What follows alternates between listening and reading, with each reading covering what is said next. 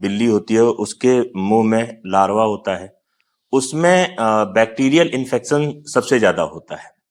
जब भी बिल्ली काटती है तो उसके जो जब जहां वो काटती है दांत गड़ते हैं, उससे डायरेक्ट वो जो बैक्टीरियल इन्फेक्शन होता है वो आपके ब्लड में जाता है, जिसकी वजह से आपको कुछ परेशानियों का सामना करना पड़ सकता है।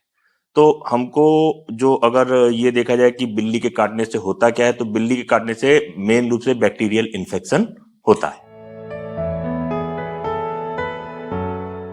जहां बिल्ली ने काटा है या पंजा मारा है उस जगह का अवलोकन करिए, ठीक है। उसके पश्चात में कुछ भी अलग से करने की आवश्यकता नहीं है। गांव में जनरली भ्रांतियां होती हैं कि उस पे लाल मिर्चा लगा दीजिए, गेरू लगा दीजिए, वो सब नहीं करना है। घर पे स्वाभाविक तरीके से साबुन मिल जाता है, अगर डिटॉल भी हो और भी अच्छी बात है।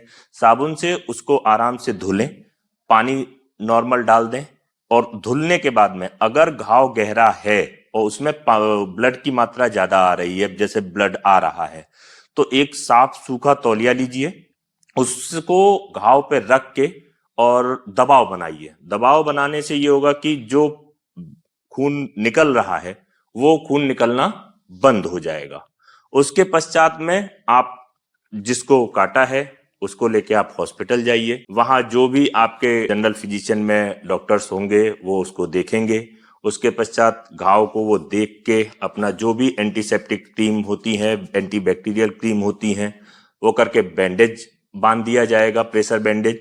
और इन सारी चीजों में एक चीज का विशेष ध्यान रखें, अगर ब्लड निकल रहा है ज्यादा तो अपने घाव को अपने दिल के ऊपर की तरफ रखें। ये ना हो कि हाथ नीचे लटका के अगर आप जाएंगे, ब्लड सर्कुलेशन ज्यादा रहेगा, उससे ब्लीडिंग ज्यादा होने के चांस रहेंगे। जब हॉस्पिटल पहुंचेंगे तो प्राथमिक रूप से टिटनेस लगना अति आवश्यक है, क्योंकि वो भी अधिकतर जो है जानवरों के मल में पाया जाता है, और उससे एक प्राथमिक इंतजाम हो जाएगा। फिर डॉक्टर खुद से देख लेगा कि क्या करना है उसमें। इसमें एंटी रेबीज का इंजेक्शन होता है, वो लगाया जाएगा।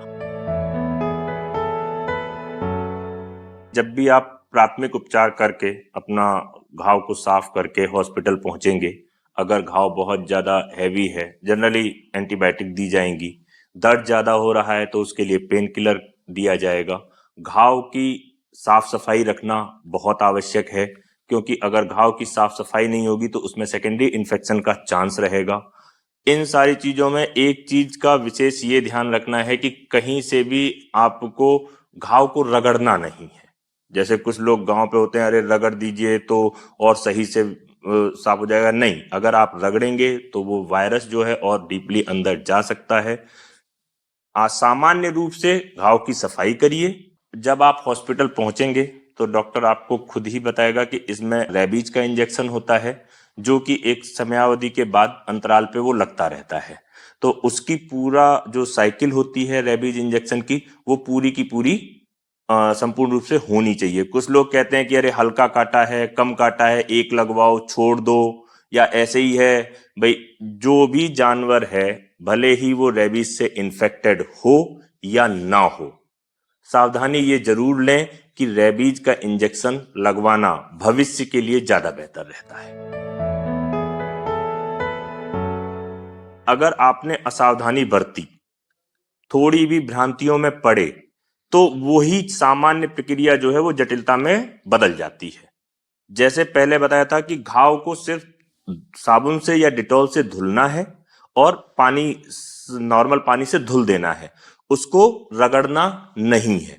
जो गांव में बोला जाता है प्राथमिक उपचार के तौर पे, पहले बताया कि गेरू या फिर मिर्चा, ये सब का इस्तेमाल नहीं करना है, क्योंकि इन सारी चीजों से जो घाव है, मरीज को दर्द भी होगा, सूजन भी बढ़ जाएगी, रेडनेस भी आ जाएगी, और ये लगेगा कि घाव ने विकराल रूप ले लिया। अगर आप सावधानी बरतेंगे तो जटिलताएं नहीं आएंगी।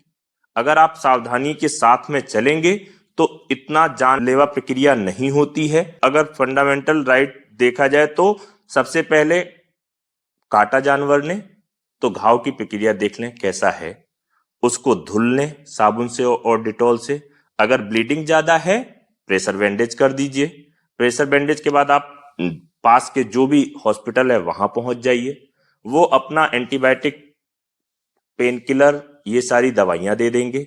एंटी रेबीज का आपका इंजेक्शन लग जाएगा। उसका जो कोर्स जनरली हर एक जगह अलग अलग उस प्रक्रिया में होता है, नहीं तो पहले दिन, 7वें दिन, 21वें दिन, 28वें दिन, इस तरीके के उसमें चार्ट ऑलरेडी आपको मिलेगा इंजेक्शन में।